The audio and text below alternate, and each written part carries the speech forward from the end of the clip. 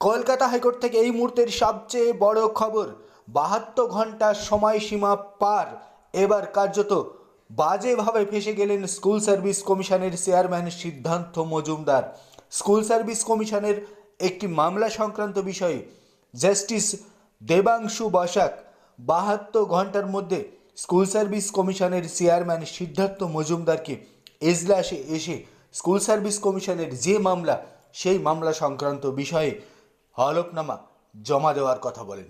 এমনকি ওই মামলার বিষয়ে এজলাসে স্কুল সার্ভিস কমিশনের কি মত, দুর্নীতি সংক্রান্ত বিষয়ে স্কুল সার্ভিস কমিশন যে হলফনামা দিয়েছিল সেটা ছিল ভুলে ভরা, সেই সমস্ত বিষয়ে স্কুল সার্ভিস কমিশনের কি অভিমত, রাজ্য শিক্ষা দপ্তরের কি অভিমত, সেটা জানানোর কথা বলেন।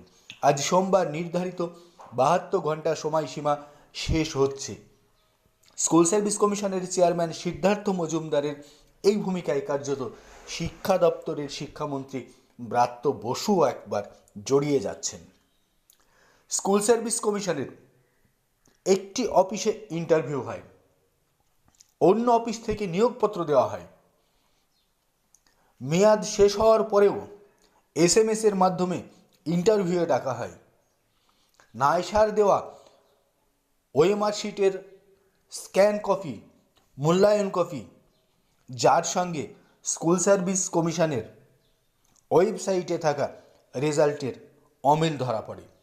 সবগুলো মিলেই স্কুল সার্ভিস কমিশনের চেয়ারম্যান সিদ্ধার্থ মজুমদারকে হলফনামা দিতে বলেছিল বিচারপতি দেবাংশু বসাকের সিঙ্গল বেঞ্চ। গত শুক্রবারে স্কুল সার্ভিস কমিশনের তিনজন আধিকারিক সশরীরে হাজির হয়ে দায় ছাড়া মনোভাব দেখিয়েছিলেন এজলাসে, বলেছিলেন একটু সময় দিন, জেনে এসে বলবো। আজ সেই 72 ঘন্টা সময়সীমা শেষ হচ্ছে।